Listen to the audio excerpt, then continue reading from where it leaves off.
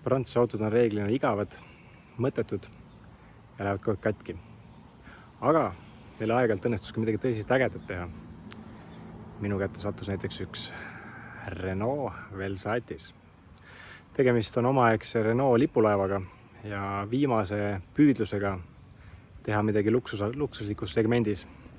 Aga loomulikult on ju sedaanijooned igavad. Ja siis teeme sükse executive klassi sõiduki luukpärane. Palju te neid müüsite? Ma tean küll.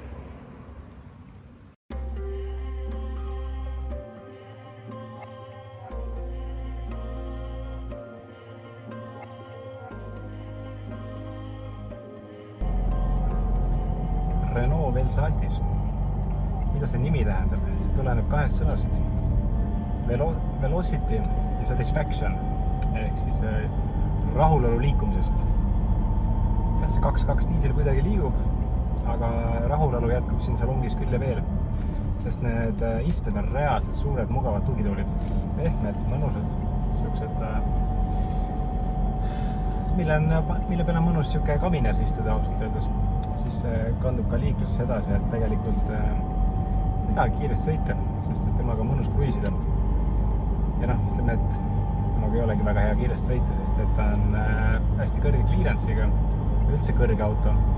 Ta on oma eelkäijast Renault Safranist lausa 13 cm kõrgem, nii et ta tundub siuke veider mühakas või siuke jurakas nagu teiste tavaliste sõidautode kõrval. Aga jah, omal ajal Renault otsustas siis, et sedaankerega luksussõidukite aeg on läbi. Prantslased teevad revolutsiooni ja selles segmendis hakkab valitsema luukpära. Paraku müüginumbrid väga selle kaasa ei tulnud. Vasakpoolse rooliga autosi müüdi 62 200 äkki. Ja 1000 midagi ka parempoolse rooliga juurde, nii et numbrid jäid väikseks.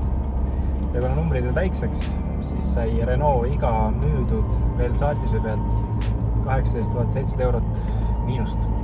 Ei olnud väga hea projekt. Aga muidu väga kihvt auto. Nagu prantslaste omaseks on siin igast võimalikke kiikse hästi palju. Stopsihoidjad otsisin mina päris tükk aega taga. Need on elegantselt peidetud sinna puidust liistukoha ära. Üldse siis panipaiku ja ütleme, teistsugust lähenemist on prantslastel ikka puhjaga, et ei tee nii nagu ülejäänud teevad. Ja paneme asjad niimoodi, et sa saaksid neid pärast taga otsida. Aga samas, ütleme, üks hobisõiduki jaoks lisab siukest vürtsi või värvi. Kui omal ajal ei tegemist ikkagi väga kalli autoga, siis tegelikult siis on ka need materjalid siin niisugused vähe uhkemad ja kvaliteetsemad. Siis me ilusti nahaga kaetud, väärispuidust on siin kõik kohad ilusti väärindatud. Varustust on ja huvitavaid asju on peal. Näiteks Renault Velsatis sai esimesena maailmas endale elektroonilisest seisupiduri. See läheb automaatselt peale ja tuleb iga kord ise maha võtta enne kui sõitu alustad. Ja teise autona maailmas pälvis seesamane Velsatis Euro NCAP-il 5 tärni. Et peaks väga turvaline olema. Aga jah, ta on friik natukene. Et ega siuke päris peast normaalne inimene siukest autot ostma ei läinud ja ilmselt ka täna seda ei tee. Kuigi need hinnad on juba kukkunud üsnagi siuksele talutavale tasemele, et siukse mõne 3000 euro eest saad ikkagi nagu päris ägeda asja. Ja mis on huvitav asi? See on ikkagi Prantsuse auto. Ja prantslased ikkagi nagu väga tugevalt hoiavad oma kodutoodangut. Siis oligi aastani kuni 2009 oli Velsatis ametiautoks erinevatele Prantsuse presidentidele. Küll veidi modifitseeritud olid need ilmselt natuke ruumikamad ja veel suuremad ja uhkemad. Aga siiski presidentide auto. Aga ilmselt väga hästi varustatud. Selle raha eest sai omal ajal siia ilusti peale püsikiirushoidja. Navigatsiooniseade, millega täna kahjuks pole midagi peale hakata. Seedemängija, kliimaautomaatika, automaatse käigukasti. Ma ei tea, mis siin veel keyless go. Väga mõnus.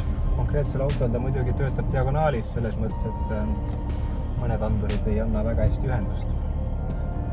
Aga üldiselt väga mugav auto on nad teinud. Sõit on nauditav, ruumikus on hea. Võib-olla see pisike asi, millest siin alguses nagu rääkimata jäi, et võib-olla miks ka need müüginumbrid nii suured polnud ja see auto nii ülemäära populaarne pole. See välimus on ikka veider, oleme ausad. Ta näeb ikka kummaline välja, et äge, aga kummaline, et pigem inimene ei julge seda osta.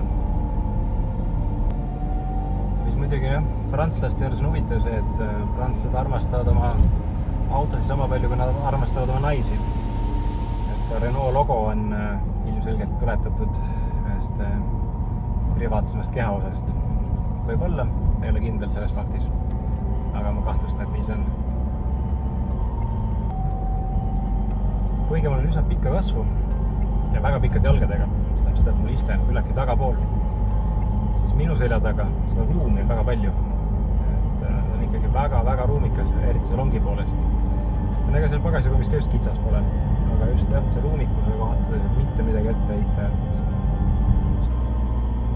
Nüüd veidi veel rääkida lisa- või varustusest või mugavusvarustusest, siis tal ei ole sellist standard nagu tavalist autovõtit. Tegemist on sellise kaardiga. Ta on siis nagu nii-öelda keyless go. Vaheselt paned seda siia, aegalt küsib, pane siia pilusse, siis paned selle sinna pilusse, aga muidu võid taskus hoida ja uksed tulevad lahti ja läheb nupust käima. Mis on veel põnev on see, et eri võtmetel on erinev mälu. Et tuleb härra oma võtmega, iste õiges asendis, õiged raadioomad on ees, kui tuleb nüüd proua enda võtmega, siis saab Antool juba piisavalt sinna rooli lähedale keritud ja vastavad lembe muusikakanalid on paika sätitud. Nüüd rääkis sellest konkreetsest eksemplarist. See pärineb aastast 2005. 2,2 DCI ehk diiselmootor, 110 kilovatti. Käiku võetab ise. Seda ei pea siin käega tehkima ega torkima. Ja varustustes on siuke okei, täitsa mõistlik, et ilmselt nipet-näpet midagi puudu, mida tehasest tellida sai, aga ütleme, et küllaltki rikkalikult varustatud. Minu kätte jõudis vahetuskaubana, kuigi ma olen neid tegelikult pikka aega ise ka nillinud ja otsinud ja vaadanud ja mõelnud, et mul on vaja, siis mingi hetk ootamatult sattuski mulle kätte, et ma olen väga rahul sellega. Läbisõit on ka vaid 255 000 kilomeetrit, nii et seda üritus palju.